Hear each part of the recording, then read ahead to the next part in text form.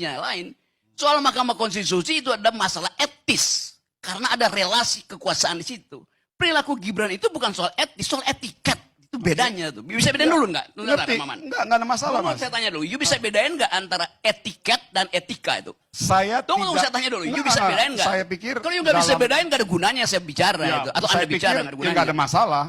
Bagi saya ya. hari ini saya Soal- tidak berkepentingan pada konteks merespon atau menjawab pertanyaan-pertanyaan akademik ataupun tekstual ini- yang disampaikan oleh Bukan, oleh- ini soal kita oleh Mas pakai Rocky. istilah bahasa Indonesia. It's okay. Etika atau etiket. Yes, it's okay. Kode Tapi etik bagi Golkar saya, itu beda dengan etika Golkar. Ya, teman-teman.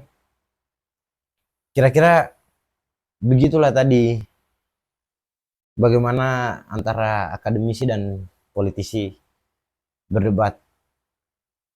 Tidak apple to apple sepintas, tapi sesungguhnya apple to apple.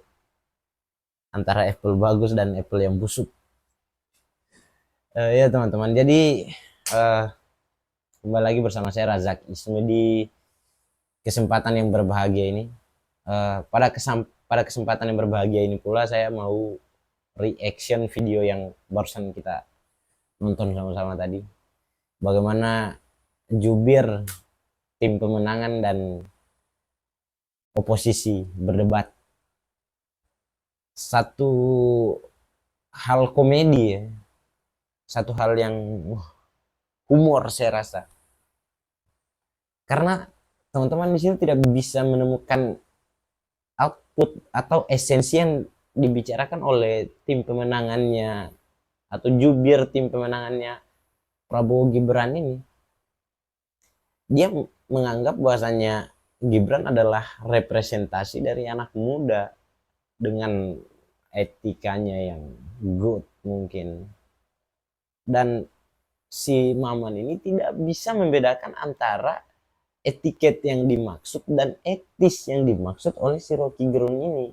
Nah, kuncinya dalam berdebat itu adalah kita bisa memahami konteks yang dibicarakan oleh lawan debat kita supaya nggak blunder gitu. Jadi kita tidak sedang mempertontonkan kebodohan yang terstruktur secara sistematis dan masif begitu. Nah, Rocky Gerung ini selain oposisi, dia adalah akademisi, teman-teman. Lalu si Maman ini kan politisi gitu. Jadi sudah betul kalau kita bilang tidak apple to apple. Dan tidak keliru juga ketika kita mengatakan bahasanya itu apple to apple, tapi antara apple yang bagus dan apple yang buruk begitu. Karena begini teman-teman. Coba bayangkan atau coba teman-teman telaah tentang etis yang dimaksud oleh Rocky Gerung. Apakah ditangkap secara serius oleh Maman? Maman justru memindahkan konteks tersebut ke konteks yang lain begitu. Lalu Maman berbicara bahasanya whatever dengan perbedaan antara etis dan etika. Ya bicara masalah etis kan Gibran ini tidak etis begitu, jadi dia punya jalan menuju wakil presiden. Jalannya menuju calon wakil presiden ini adalah dengan mengobrak-abrik konstitusi yang ada begitu. Nah, makanya si Rocky Gerung menyatakan tidak etis begitu loh. Tidak etis karena di dalam Mahkamah Konstitusi ada relasi kekeluargaan dinasti. Itu loh. Orang di situ ada pamannya kok, yang perintahkan pamannya bapaknya. Jadi kalau mau bilang Gibran adalah representasi anak muda, itu salah besar. Jadi sebenarnya Gibran adalah representasi anak presiden gitu. Dia bukan anak muda, anak presiden dia. Lalu etika yang dimaksud oleh Rocky Gerung apa?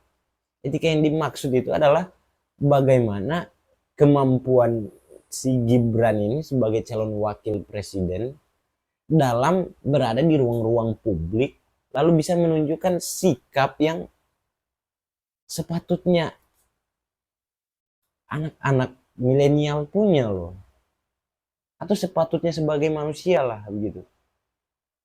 bukan orang mau mengemis untuk dihargai atau tidaknya, tapi bagaimana dia bisa menunjukkan bahwasanya dia memiliki etika sebagai, ya kalau teman-teman pendukungnya 02 mungkin teman-teman bisa bilang kalau Gibran menunjukkan representasi dari anak muda, representasi dari milenial, setidaknya bisa menunjukkan etikanya begitu. Tapi kan pada kesimpulannya, kalau etis saja sudah tidak bagus, apa yang kita pertanyakan dalam etika?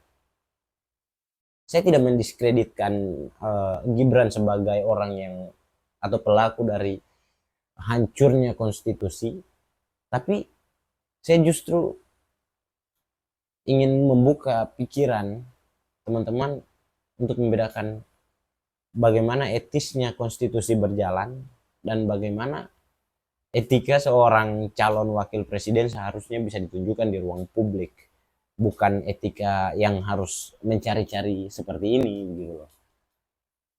Itu kan gimmick gitu. Ya saya tahu lah anak milenial ini banyak gimmicknya, tapi enggak di ruang publik yang skupnya nasional begitu dong. Oke, mungkin saya pikir sedikit itu udah cukup kasih gambaran pada pertemuan kita ini.